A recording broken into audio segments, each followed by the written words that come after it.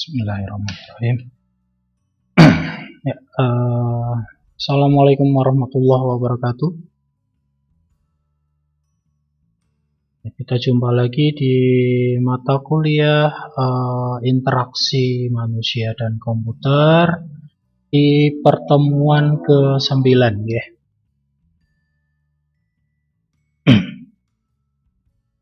Kita sudah membahas cukup panjang ya, jadi ada pendahuluannya, pengenalan dari interaksi manusia dan komputer. Di sana ada sejarah, kemudian ada juga faktor manusia, faktor komputer, dan juga kita sudah membahas tentang ragam dialog.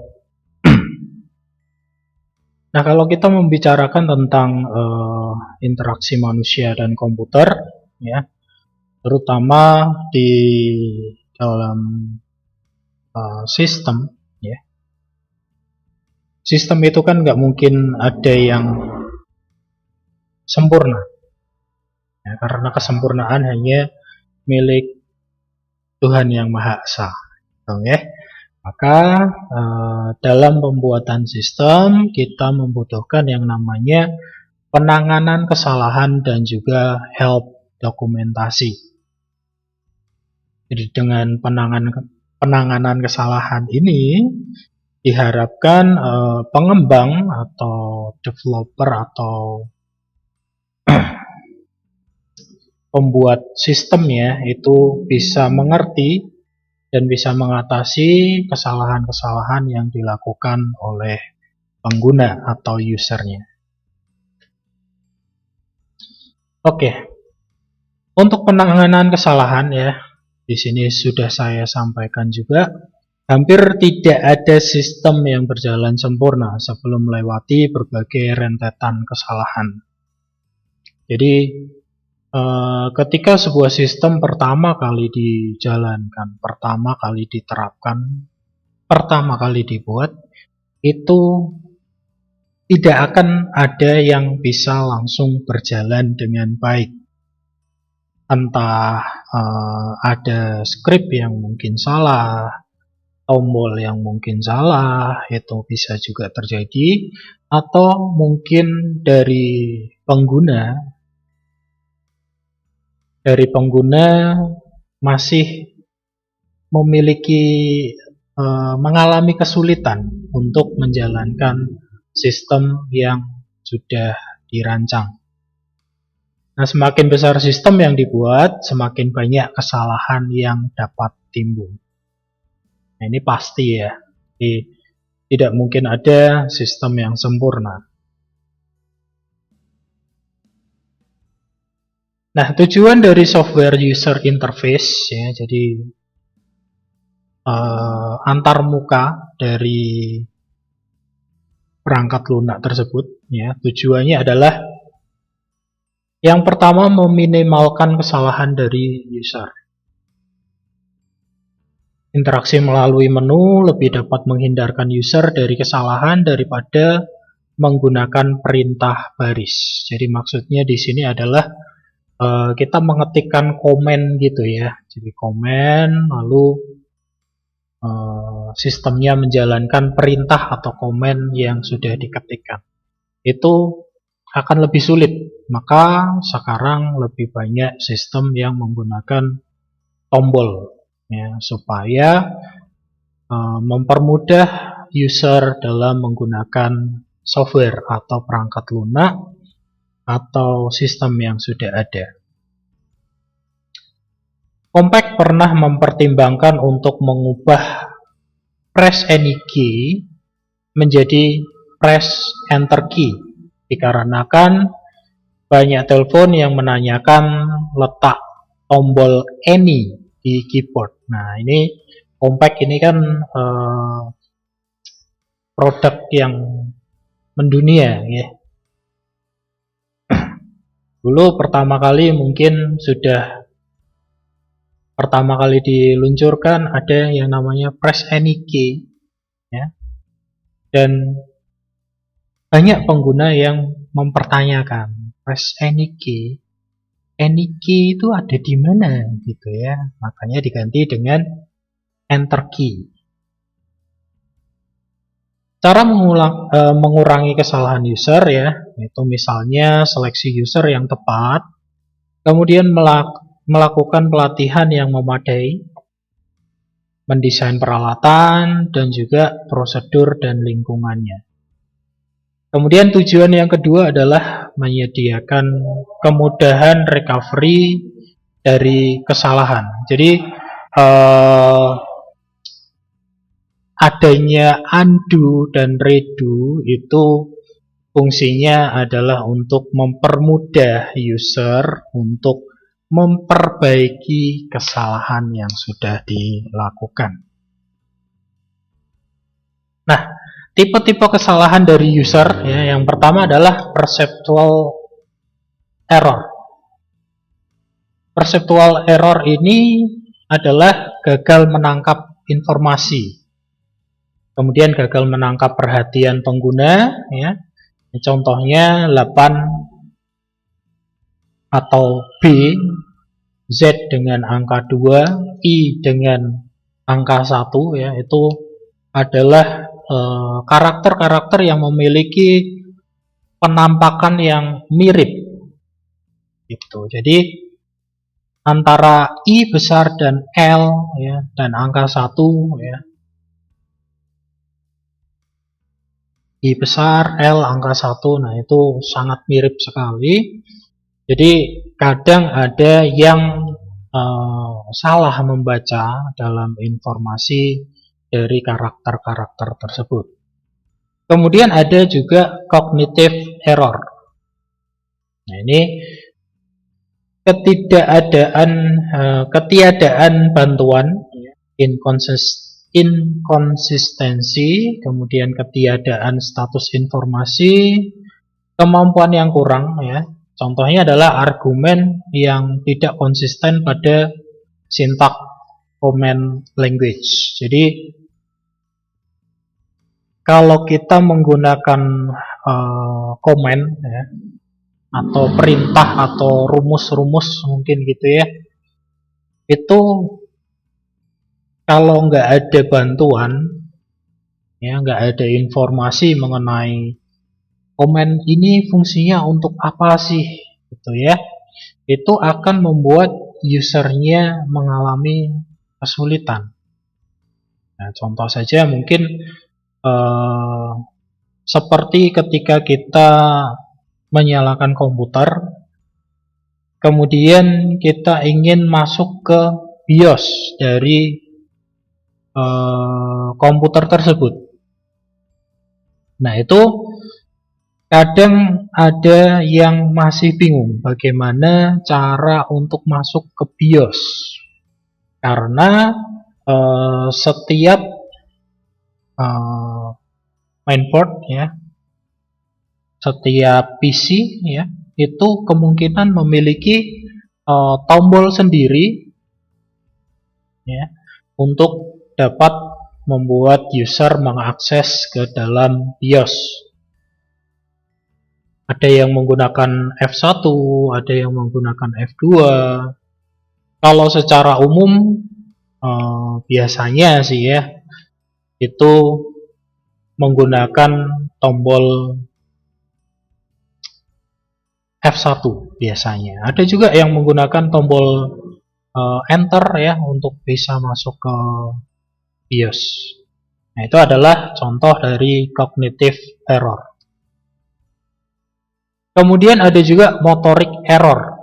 Ya, ini lemahnya koordinasi tangan dan mata, tekanan kecepatan, kemudian memerlukan kemampuan yang tinggi pada koordinasi tangan dan mata, memerlukan jenis keahlian lainnya. Nah, ini contohnya adalah klik mouse. Nah, klik mouse ini single atau double ya. Kalau user dari yang memang sangat awam, baru pertama kali menggunakan komputer, itu biasanya masih sulit untuk membedakan klik kiri dan klik kanan. Untuk menyeleksi itu harus klik kiri atau harus klik kanan ya.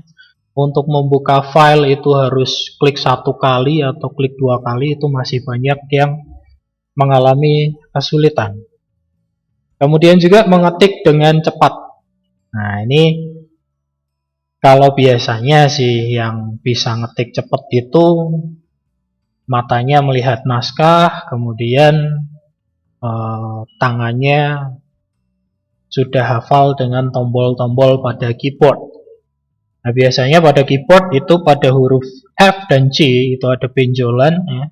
Itu sebagai acuan tumpuan untuk tangan kita, ya.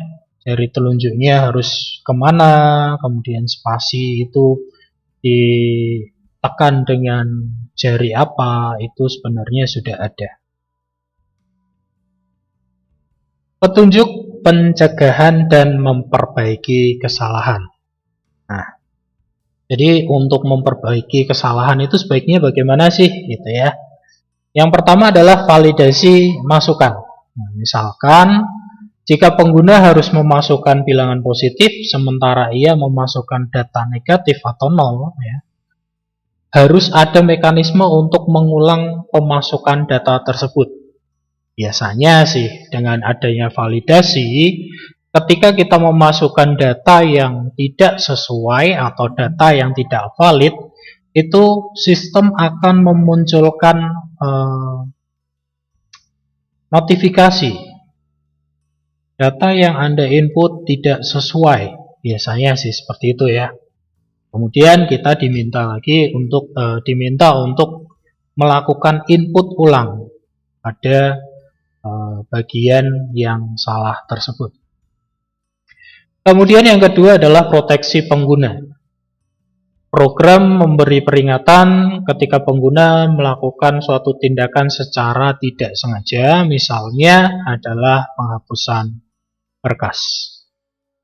Nah, makanya kalau kita ingin menghapus berkas atau misalkan kita melakukan copy paste, tapi di tujuannya itu sudah ada dokumen yang sama atau file dengan nama yang sama, itu biasanya akan ada peringatan, ya, apakah akan ditimpa, apakah akan dipertahankan semuanya, ya, dengan dokumen yang baru. Biasanya akan ada angkanya di belakang.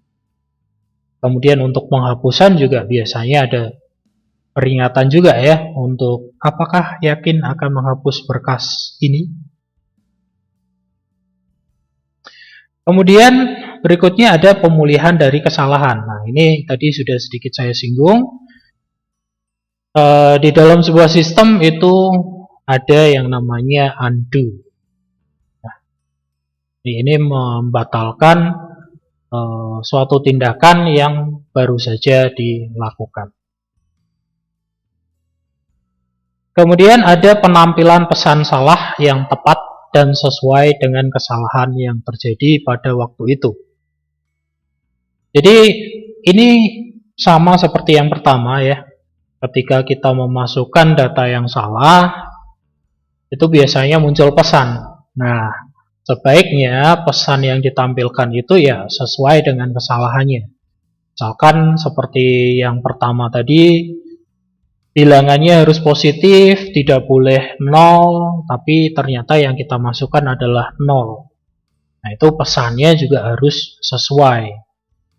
Misalkan data yang harus dimasukkan adalah data bilangan positif lebih dari 0, mungkin seperti itu, ya. Kemudian kenali jenis bug. Nah, bug yang timbul pada sebuah aplikasi memiliki karakteristik. Karena itu selalu baca dan perhatikan baik-baik pesan kesalahan yang timbul. Nah, biasanya kalau kita membuat sebuah aplikasi atau sistem, itu pada perangkat lunak yang kita gunakan untuk membuat aplikasi tersebut, ada yang namanya debugging. Nah, nanti di sana biasanya ada muncul kesalahan. Apa sih yang salah di situ? Oh, ya. Kemudian mengembalikan kursor ke area kesalahan. Nah, ini Berhubungan lagi dengan yang pertama tadi, jadi kalau misalkan salah memasukkan, muncul pesan di OK ya, kursornya kembali ke bagian yang salah untuk diperbaiki. Lalu memungkinkan pertimbangan ulang aksi-aksi yang dilakukan oleh user. Nah, misalnya adalah memindahkan file dari recycle bin. Jadi sudah dihapus, biasanya sih menghapusnya kalau delete saja itu kan akan masuk ke recycle bin. Nah, dari recycle bin tersebut kita bisa mengembalikan file ke penyimpanan semula.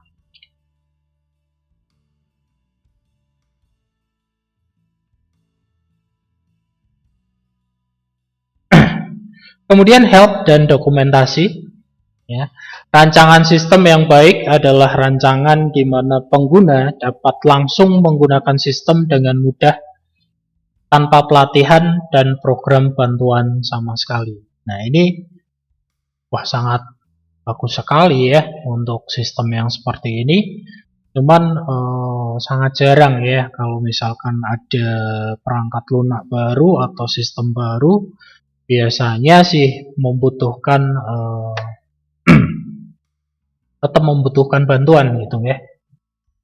Tetapi sangat lebih membantu pengguna bila program bantuan atau help tetap disediakan ke dalam sistem. Sistem dukungan pengguna dapat berupa sistem bantuan help dan dokumentasi. Jadi contohnya seperti Microsoft Word ya. Jadi di Microsoft Word itu intinya ya misalkan intinya adalah kita ingin ngetik sebuah kalimat atau paragraf yang ingin dibuat rata tengah. Nah, kalau kita udah tahu ya kita nggak perlu nyari-nyari gitu ya. Tapi kalau kita belum tahu ya kita membutuhkan yang namanya bantuan. Nah, di Microsoft Word itu sudah pasti ada yang namanya help. Biasanya untuk perangkat-perangkat lunak yang sudah besar itu menggunakan tombol F1 untuk masuk atau menampilkan help. Ya. Nah, perbedaan dari sistem bantuan dan dokumentasi adalah suatu bantuan berorientasi terhadap masalah khusus. Sedangkan dokumentasi itu berorientasi kepada sistem dan sifatnya umum. Jadi kalau help itu ya masalahnya apa? Kita bisa langsung nyari di situ ya. Tapi kalau dokumentasi itu tidak bisa seperti itu. Sifat-sifat help dan dokumentasi.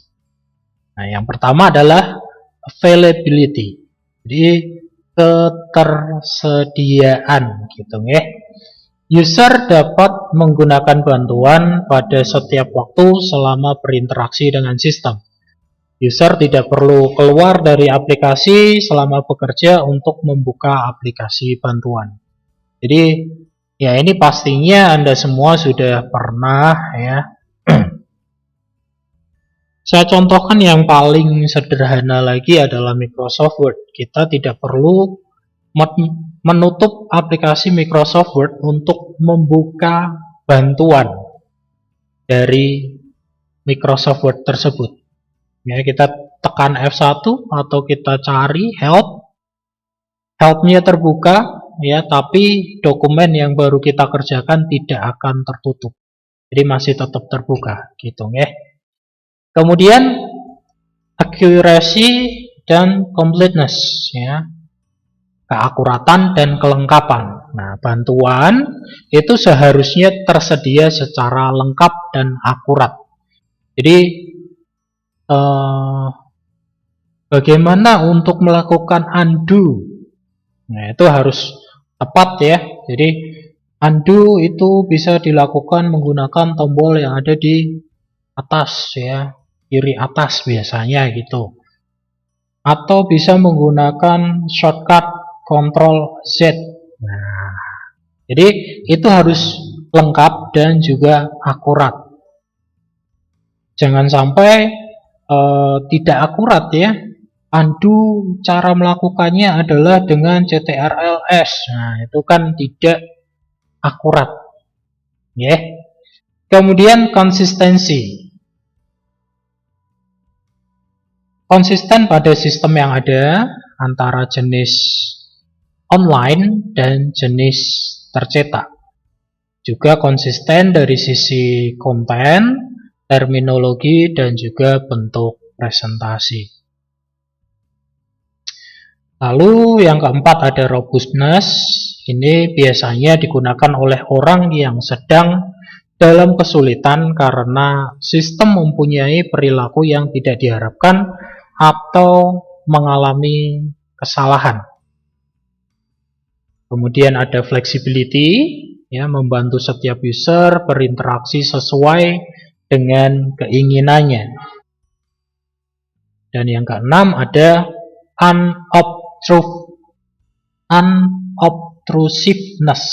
Ya, seharusnya tidak mencegah user dalam melanjutkan pekerjaannya atau terpengaruh dengan aplikasi user.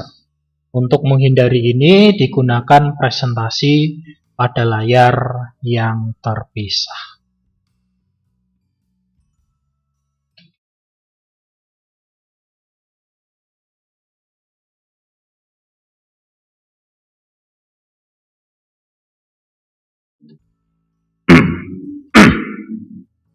Oke, kita lanjutkan.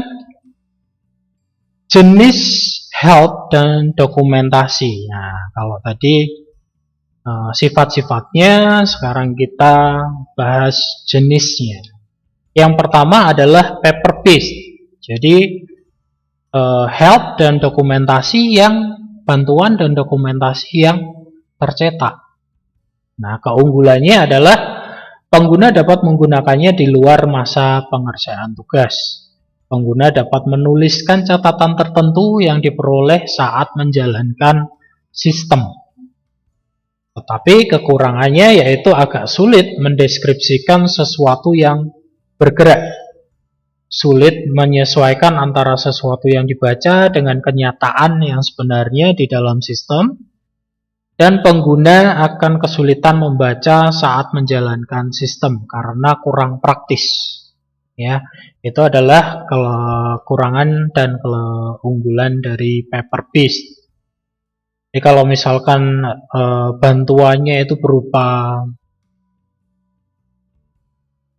dokumen cetak, ya Anda bisa bayangkan help atau bantuan untuk Microsoft Word itu sebanyak apa gitu ya. Untuk mencari shortcut dari undo saja mungkin akan kesulitan. Sedangkan kalau sudah ada di dalam komputer, sudah ditanamkan, itu kita bisa find, ya, kita bisa mencari dari shortcut untuk undo itu apa sih gitu ya. Nah, ini cuman sekedar contoh saja sih. Kalau untuk undo ya biasanya sih terletak di kiri atas dan sudah ada icon untuk tanda panah ke kiri ya. Jadi itu sebenarnya mudah. Hanya saya contohkan saja. Kemudian ada yang computer based. Nah, jenis computer based itu ada yang namanya command assistance. Nah, ini ditemui pada sistem DOS dan Unix ya. Kalau misalkan Anda menggunakan command ya, itu nanti ada yang namanya help. Pengguna dapat menggunakan bantuan dengan mengetikkan parameter tertentu. Kemudian ada command prompts, ya, jenis bantuan biasanya tampil bila pengguna melakukan kesalahan sederhana. Lalu ada context sensitive help. Jenis ini berbentuk menu based system yang menyediakan bantuan pada menu option. Jadi yang lebih mudah ya daripada command assistant dan juga command prompt. Kemudian ada juga yang mungkin saat ini itu lebih banyak diterapkan ya, mungkin Ada yang namanya online tutorial dan juga online documentation. Nah, ini kalau online tutorial dan dokumentasi itu biasanya diadakan ya, diberikan pada sistem-sistem yang sudah cukup besar, yang sudah banyak penggunanya, biasanya ada ya. Seperti Microsoft Office itu biasanya ada ya. Online tutorial itu mengizinkan user bekerja melalui aplikasi dasar dengan lingkungan percobaan. User dapat melihat kemajuan sesuai dengan kecepatan dan dapat mengulangi bagian dari tutorial yang dia inginkan. Kebanyakan tutorial online tidak mempunyai bagian intelijen karena tidak mempunyai pengetahuan tentang user dan pengalaman user sebelumnya. Lalu ada online documentation. Jenis ini tersedia secara online di internet atau intranet, khususnya untuk aplikasi yang diproduksi secara massal ya. Jadi yang udah gede, penggunanya banyak, itu biasanya ada untuk online documentation. Kemudian ada lagi Intelligent Help System. Nah, ini dioperasikan untuk memonitoring aktivitas user dan mengkonstruksikan model sesuai dengan user. Ya, model ini termasuk pengalaman, preferences, kesalahan user, atau kombinasi dari semuanya. Nah, nanti kita akan membahas tentang knowledge representation, ya, nanti ada. Itu ada quantification, ada stereotypes, ada juga overlay models. Knowledge representation, domain, dan test modeling. Pendekatan umum yang dari masalah ya, adalah untuk mewakili tugas user dari urutan perintah yang tersedia untuk mengeksekusinya. Sebagaimana pada user itu komen digunakan untuk membandingkan urutan tugas yang telah disimpan dan mencocokkan dengan urutan yang tepat. Jika urutan komen user tidak cocok, maka dibutuhkan bantuan. Pendekatan ini digunakan pada sistem preamp. Kemudian ada knowledge representation ya, modeling adversary strategy. Sistem ini kadang disebut dengan intelligent help. Intelligent itu pinter ya, help itu bantuan yang pinter gitu ya.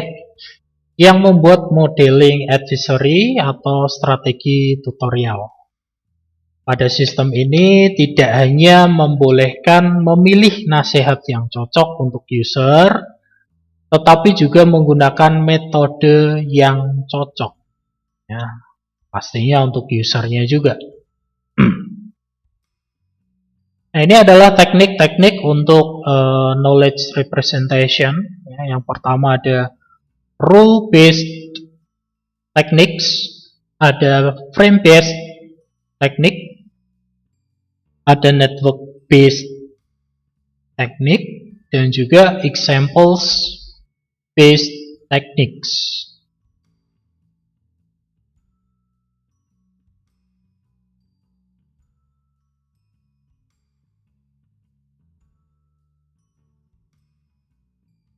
Kemudian masalah-masalah dengan knowledge representation dan knowledge modeling ya. Pengetahuan mewakili suatu isu pusat dalam intelligent help system ya, tetapi tidak tanpa masalah itu sendiri. Pengetahuan kadang sulit didapatkan, terutama jika ada domain expert yang tidak tersedia.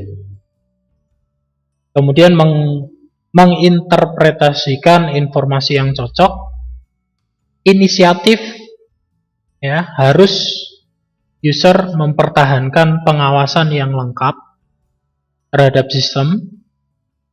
Haruskah sistem langsung berinteraksi atau haruskah mendukung penggabungan dialog? Ya, ini. Kemudian ada efek, ya, efeknya. Para perancang seharusnya memperhatikan efek dari modeling dan adaptasi. Lalu ada scope, ya, jangkauan atau cakupan, ya. Para perancang perlu memperhatikan scope dari bantuan di mana digunakan pada level aplikasi atau sistem yang luas. Kemudian bagaimana kita bisa merancang help dan dokumentasi yang baik? Hal-hal apa saja yang perlu diperhatikan dalam merancang help dan dokumentasi? Ya. Yang pertama, perancangan harus tidak seperti add-on pada sistem, jadi tidak seperti tambahan gitu ya.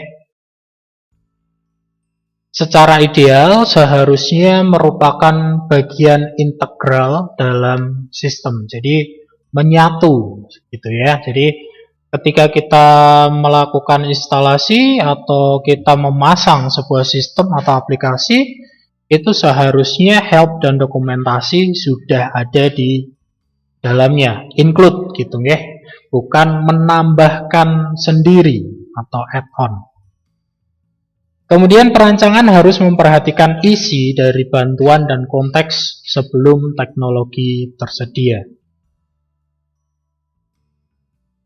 Lalu ada juga masalah yang ada di dalam implementasi, ya. Para perancang harus membuat keputusan untuk implementasi berupa secara fisik maupun pilihan yang tersedia untuk user. Keputusan ini sudah termasuk dalam pernyataan Command Operating System, ya. Apakah berbentuk meta command atau aplikasi. Hambatan fisik berupa screen space dan kapasitas memori dan juga kecepatannya. Kemudian masalah lain adalah bagaimana struktur data bantuan. Apakah berbentuk single file atau berupa hierarki file atau database. Itu adalah masalah dari implementasi help dan dokumentasi.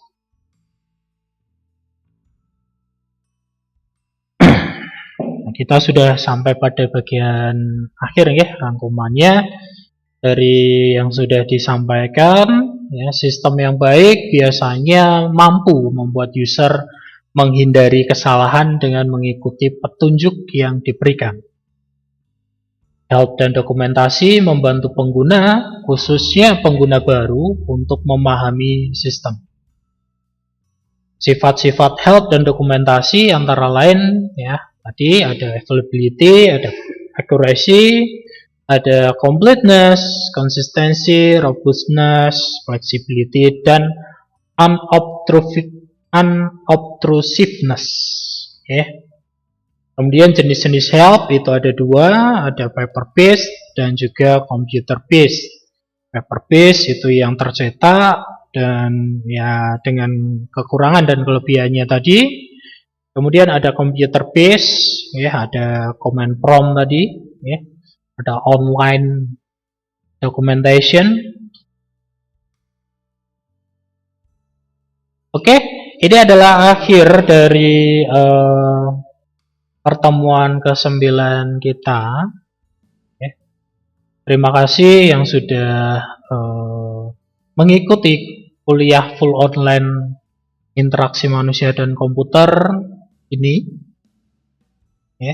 Jangan lupa untuk memberikan review bunga merah agar kehadiran Anda semua tercatat oleh sistem.